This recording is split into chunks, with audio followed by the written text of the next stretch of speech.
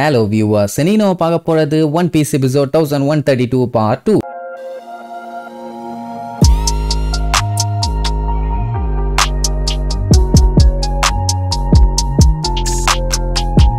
Open பண்ணா போன பாட்டுல நம்ம குமா ஒரு வழியா ஜெனி எங்க இருக்கான்னு கண்டுபிடிச்சு வந்துட்டான். பட் என்னன்னா அவன் இறந்து போயிட்டான். இப்போதைக்கு அவனுக்குன்னு இருக்கிறது அவனோட குழந்தை மட்டும்தான். அவன் இருக்கிற சைஸுக்கு அந்த குழந்தைய அவன் கையில வச்சானா எப்படி இருக்கும்? இந்தா இப்படித்தான் இருக்கும். அந்த குழந்தைய நல்லபடியா வளர்க்கறதுக்கு அங்க இருக்க பெரியவங்க தான் அவனுக்கு ஹெல்ப்பே பண்ணுவாங்க.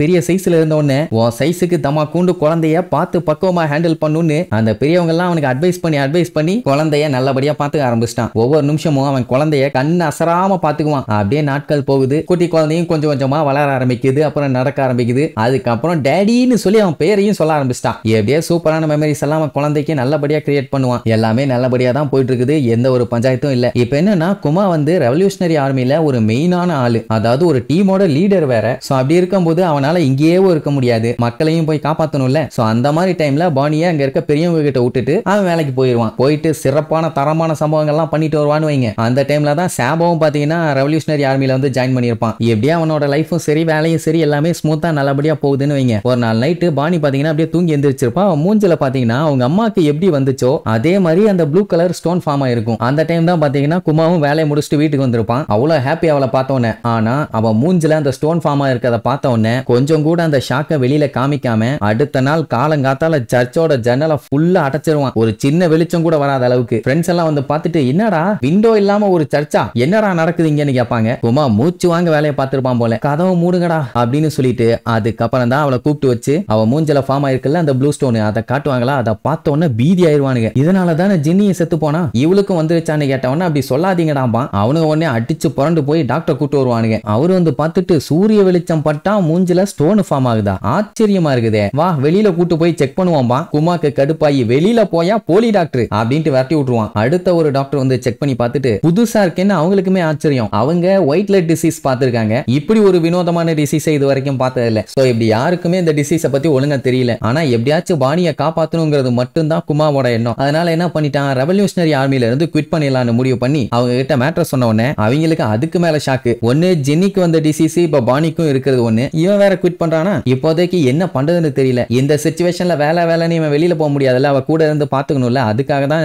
குவிட் பண்றான். டிராகனுமே நீ ஒன்னும் கவலைப்படாத, அவ கூட நல்லபடியா டைம் ஸ்பெண்ட் பண்ணு, நாங்க முடிஞ்ச அளவுக்கு இந்த உலகத்துல இருக்க மொத்த டாக்டர்ஸையுமே இறக்குறோம், எப்படியாச்சும் சரி பண்ணிடலாம் அப்படிங்கிற மாதிரி சொல்லியிருப்பாரு. அப்படியே சில வருஷங்கள் போகுது. இப்போ ஜுவல்லரி பானிக்கு பாத்தீங்கன்னா 5 வயசு ஆகுது. இன்னுமே பாத்தீங்கன்னா அந்த டிசீஸை சரி பண்ண முடியல. அவன் அந்த சர்ச்சுக்குள்ளேயே தான் வாழ்ந்துகிட்டு இருக்கான். என்ன இந்த மாதிரி அவ இருந்தானா அவ ஏஜ்ல இருக்க பசங்க எல்லாம் கிண்டல் பண்ணுவாங்கல்ல, ஆனா அவ அப்படியெல்லாம் அசால்ட்டா விட மாட்டா. எவன் என்ன சொன்னாலும் சரி திருப்பி வாயிலே ஒரு மிதி. அது மட்டும் இல்லாம அவளை ட்ரிகர் பண்ணி நீ உள்ளதான் இருக்கணும், என்ன ஆனாலும் இந்த பார்டரை தாண்டி வெளியில வர முடியாது அப்படி இப்படின்னு அவளை என்னதான் வெறுப்பேத்தினாலும் அவ வெளியில போக மாட்டான். என்னன்னு கேட்டா அவன் டேடி சொல்லியிருக்கான்ல வெளியில போனா அவன் ஃபீல் பண்ணுவான்னு போகாம இருக்காலாமா. அப்போ ஜுவல்லரி பானி இருந்துட்டு என் மூஞ்சில இப்படி ஸ்டோன் இருக்குது அசிங்கமா இருக்குதான்னு கேட்டா அதெல்லாம் ஒண்ணு இல்ல, நீ ஒரு ஸ்டோன் பேபி, அதனாலதான் உன் மூஞ்சில ஸ்டோன் வந்திருக்குன்னு சொல்லி ஜாலியா சமாளிச்சு அப்படியே லைஃப் மூவ் ஆனாய் போகுது. அப்போ ஒரு நாள் குமார் இருந்துட்டு நீ வெளியில டிராவல் பண்ணணும்னு ஆசைப்பட்டீங்கன்னா எங்க போகணும்னு ஆசைன்னு கேட்பான். அவ யோசிச்சு பார்த்துட்டு ஸ்கை ஐலாண்டும்பா. குமா இது வரைக்கும் ஸ்கை ஐலாண்டுக்கு போனதில்ல, அப்படி ஒண்ணு இருக்கான்னு கூட அவனுக்கு தெரியாது. அப்படி நிஜமா ஐலாண்ட் இருக்கான்னு கேட்டா ஆமா நான் புக்ல பார்த்தேன், ஸ்கை ஐலாண்ட் சூரியனுக்கு பக்கத்துல இருக்கிறதுனால கண்டிப்பா நிக்காவும் அங்க இருக்க வாய்ப்பு இருக்குது அப்படிங்கிற மாதிரி சொல்லுவா. அந்த பேரை கேட்ட உடனே நம்ம குமாக்கு பழைய ஞாபகம் எல்லாம் அவங்க அப்பா சொல்லிட்டு ஆடுவாருல்ல, அதே மாதிரி இவனும் தொந்தொன்னு சொல்லிட்டு ஆட ஆரம்பிச்சிருவான். அவன் கூடவே சேர்ந்து அவளும் ஆட ஆரம்பிச்சிருவான். சரி அதுக்கப்புறம் எங்க போகணும்னு ஆசைப்படுறான்னு கேட்டா ஃபிஷ்மேன் ஐலாண்டாமா. ஒன்னா டாப்புக்கு போறா இல்ல பாட்டமுக்கு போறா, நார்மலா ஒரு ஐலாண்ட சொல்ல மாட்டேங்கிறாயா. அதுக்கப்புறம் ஒரு நாள் நைட்டு பாத்தீங்கன்னா டாக்டர் ஒருத்தர் செக் பண்ணி பார்த்துட்டு அது என்ன டிசீஸ்னு கண்டுபிடிச்சிருவாரு. அது சரி பண்ண முடியாத சஃபயர் ஸ்கேல்ஸ்ங்கிற ஒரு டிசீஸ். இத பத்தி அந்த டாக்டருக்கு தெரியும்னோனே குமாருக்கு அவ்வளவு ஷாக்கு. ஆக்சுவலா இந்த மாதிரி கேஸ் இப்போ ரீசெண்டா நிறைய வந்துகிட்டே இருக்குதாமா. அது வெறும் சன்லைட் மட்டும் இல்ல, மூன் லைட்டா இருந்தாலும் சரி இல்ல நேச்சுரலா எந்த ஒரு லைட்டா இருந்தாலும் சரி அது அவ உடம்புல படும்போது ஸ்டோன்ஸை ஃபார்ம் பண்ணிரும். சரி எப்படியாச்சும் அவளை லைட்ல காமிக்காம வச்சாச்சு காப்பாத்திடலான்னு பார்த்தா அப்பவுமே அது வளரும். என்ன லைட்ல காமிச்சா சீக்கிரமா வளரும், லைட்ல காமிக்கலன்னா மெதுவா வளரும். அவ மூஞ்சில பாத்தீங்கன்னா முன்னாடி ஒரு ஸ்டோன் இருந்துச்சு, இப்ப பாருங்க 4 ஆயிருச்சு மொத்தமா. சரி அவளை உயிரோட எப்படியாச்சும் காப்பாத்திடலாமா அப்படின்னு ஷாக்ல கேட்பான். இப்படி இவங்க பேசுற சத்தம் கேட்டு அவ எந்திரிச்சு என்ன பேசிட்டு இருக்காங்கன்னு பானி கேட்க ஆரம்பிச்சிருவான். அப்பதான் டாக்டர் ஒரு மேட்டர் சொல்லுவான். சொல்லுவான், இதே டிசீஸோட அவ இருந்தான்னா இன்னும் 5 வயசுல அவ காலி. அதாவது 10வது பர்த்டேவ அவ தாண்ட மாட்டான். குமாவோட சைஸுக்கு அழுதா எப்படி இருக்கும், உட்கார்ந்து கதறி கதறி அழுவான். இப்ப வரைக்கும் அந்த டிசீஸுக்கு எந்த ஒரு கியூருமே இல்லைன்னு உடனே அவனுக்கு என்ன பண்றதுனே தெரியல. இப்ப வரைக்கும் அவன் நல்லா ஹெல்த்தியா தான் வாழ்ந்துகிட்டு இருக்கா. ஆனா இப்படி ஆயிருச்சுன்னு சொல்லி அவனால சுத்தமா ஏத்துக்க முடியல. ஆல்ரெடி ஜின்னி கூட ஜாலியா வாழ்ந்து அந்த லைஃபே இல்லன்னு ஆயிருச்சு. இப்ப அவன் பொண்ணு கூட நல்லா ஜாலியா டைம் ஸ்பெண்ட் பண்ணிட்டு கடைசியில அவளும் இல்லாம போறா அப்படிங்கிற ஒரு நிலைமை வந்த உடனே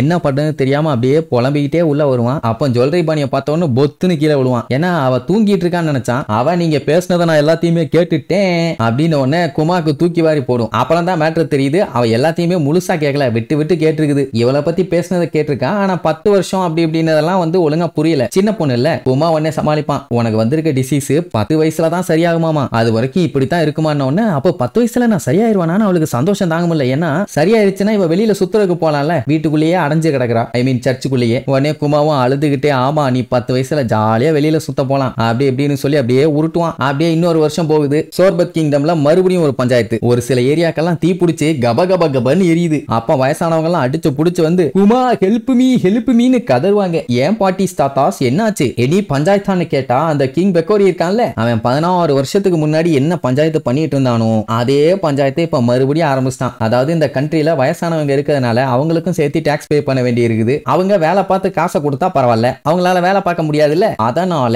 அவங்க எல்லாத்தையுமே கொல்ல பிளான் பண்ணிட்டான். இந்த மேட்டரை சொன்ன உடனே டே கிங்கு செத்தாடா அப்படின்ட்டு குமா கொல்ல வெளியில கிளம்புவான். ஆல்ரெடி அவன் தலைக்கு மேல 1000 பஞ்சாயத்து, இதுல இவனுங்க வேற. சரி இனி இதுக்கப்புறம் ஜுவல்லரி பாணி எப்படி சாக போறது இல்ல, அவளை எப்படி அவன் காப்பாத்த போறான், அதனால அவன் எப்படி சிக்கி சின்னாபினமானா அப்படிங்கிற விஷயத்தை அடுத்தடுத்த எபிசோட்ல பார்க்கலாம். டாடா.